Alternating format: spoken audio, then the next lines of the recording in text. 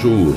Alors, on se retrouve à l'occasion du 4e dimanche de l'Avent, tout près de cette joie d'accueillir la vie nouvelle qui nous arrive à travers les traits de Jésus, mais aussi à travers le oui de Marie.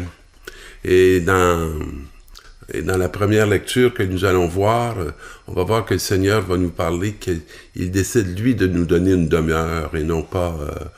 il avise David que ce n'est pas lui qui va lui bâtir une maison parce que c'est lui qui a tout accompli pour ce dernier et qu'on ne changera pas les rôles de place. On va les garder bien stables. Mais aujourd'hui, je vous accueille avec une représentation de la Vierge de Maître Dugorier. Qui a été rénové par notre ami Gino, qui est en train de filmer aussi et de prendre l'enregistrement de la parole sur laquelle on va partager. Et je trouvais intéressant, en faisant la lecture de ce récit, tiré du livre de Samuel, Nathan qui dit au roi David, parce que David dit, ben moi j'habite une maison de cèdre, et le Seigneur habite la tente, alors je vais lui bâtir une maison. Et Nathan lui dit, tout ce que tu as l'intention de faire, fais-le, car le Seigneur est avec toi. Mais dans la nuit, en songe, il est avisé d'aller dire à David, au nom du Seigneur, est-ce que c'est toi qui me bâtiras une maison pour que j'y habite? Vous savez, parfois, on finit par croire, lorsqu'on est le serviteur, qu'on est plus grand que le maître. Et on a des bonnes intentions, mais nos intentions, aussi bonnes peuvent-elles être, ils sont fondamentalement erronées. Et donc David va apprendre de la bouche de Nathan que c'est le Seigneur qui va lui bâtir une maison. Et cette maison-là que le Seigneur bâtit, on la voit tout de suite dans la personne de Marie. Parce que la demeure du Seigneur, ce n'est pas d'abord une tente, ce n'est pas d'abord un lieu physique. La demeure du Seigneur, c'est d'abord le cœur des humains qui sont ouverts à son esprit et qui l'accueillent. Et dans l'expérience qui nous est partagée, ou dans la parole qui nous est partagée à travers le texte de l'Annonciation, on a beaucoup à découvrir de notre propre vocation. L'ange Gabriel, au 6e mois, fut envoyé par Dieu dans une ville de Galilée du nom de Nazareth à une vierge fiancée à un homme du nom de Joseph, et le nom de la vierge était Marie. Le 6e mois dont il est question, c'est un temps de grossesse, et je peux jamais m'empêcher de le souligner, parce que il y a toutes sortes de temps, un temps chronologique, mais nous parlons, lorsque souvent on est dans l'Évangile, on parle du temps de Dieu. Et ce temps de Dieu-là est aussi marqué par une histoire. Et lorsqu'on dit qu'on est au 6e mois de la grossesse d'Élisabeth, on parle d'une longue histoire de stérilité.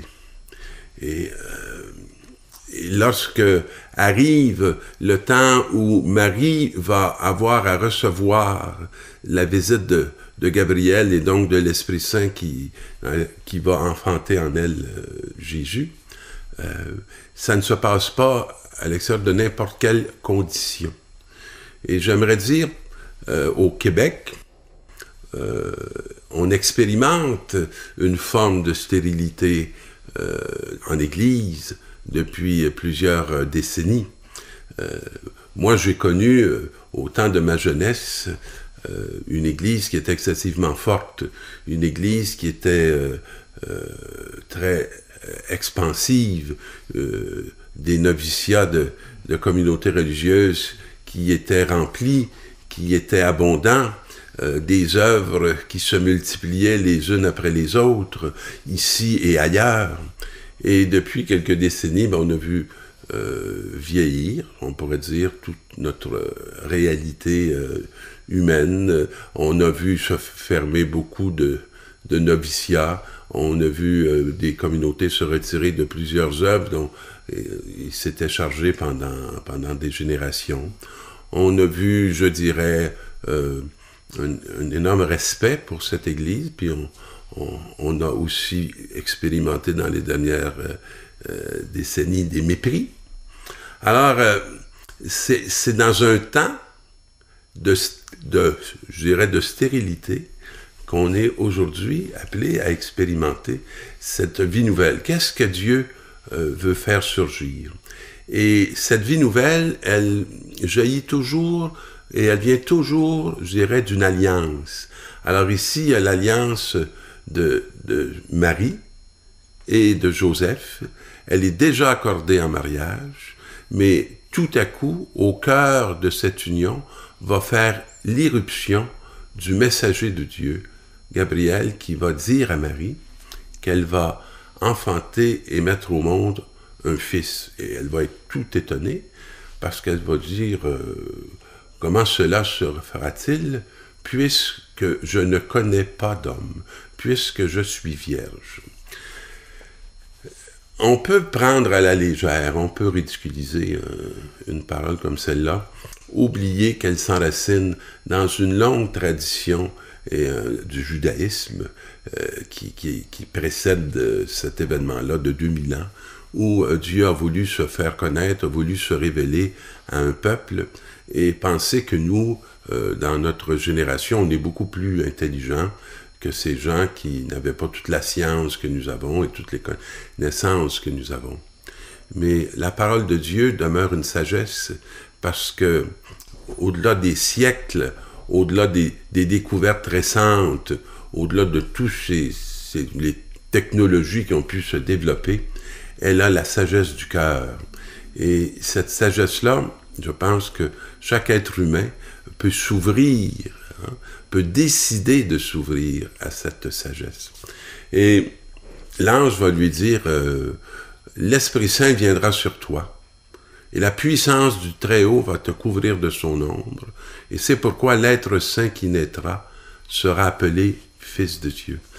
Ce n'est pas fait dans une coupure avec l'au-delà, ce n'est pas fait avec une coupure de Dieu, c'est fait dans la communion. Moi, j'ai la joie, que je n'accepterai jamais qu'on me ravisse, j'ai la joie de pouvoir échanger avec mon Dieu jour et nuit. J'ai la joie de pouvoir regarder souvent ma réalité avec lui à partir de son côté plutôt que du mien. Parce que si je ne regardais pas ma réalité à partir de son côté, j'ai l'impression que mon avenir et mon présent seraient comme bouchés. Quand j'étais ordonné prêtre, le plus grand renoncement que j'ai eu à assumer, c'était celui de ne pas avoir d'enfant. Et j'ai vraiment intérieurement dialogué avec le Seigneur sur cette dimension, et j'ai senti un appel à lui faire confiance. Et à lui faire confiance d'abord pour être capable d'assumer un célibat, et à lui faire confiance sur ce renoncement que je faisais à avoir des enfants. Et j'ai été ordonné. Et 9 mois après, j'adoptais mon fils Claude. 9 mois avant, je n'avais même pas prévu adopter un enfant. Et comment cette adoption a pu se réaliser? D'abord par le ministère que m'avait confié mon évêque, d'être l'aumônier d'une école de personnes handicapées et aussi d'un hôpital où certains de mes étudiants résidaient. Et c'est dans un dialogue intérieur avec le Seigneur que j'ai fini par discerner qu'il m'appelait à prendre mon fils qui est Claude. Alors, comme vous voyez, moi j'appelle ça une opération du Saint-Esprit. Ça n'a pas modifié ma réalité physique, ça ne m'a pas fait sortir de mes engagements de célibataire, ça ne s'est pas fait d'abord dans un niveau, je dirais, strictement terrestre, c'était une communion entre la terre et le ciel.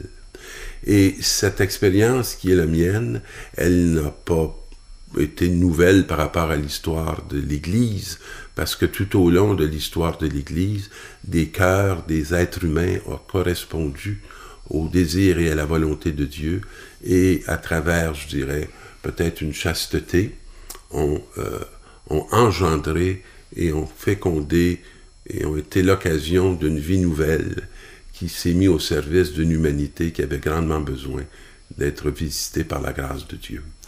Et je pense qu'aujourd'hui, ou en cette fête de Noël, c'est ce qu'on reconnaît dans toute l'opacité du monde actuel dans lequel on évolue.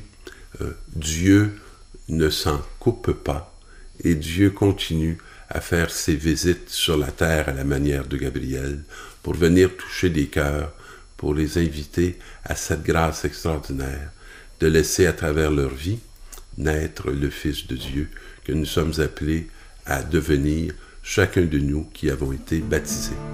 Je veux vous souhaiter un joyeux Noël, mais je veux vous souhaiter la grâce de ce oui que Marie a dit, parce que nous aussi, nous sommes invités à le faire pour la gloire de Dieu et le salut du monde. Joyeux Noël.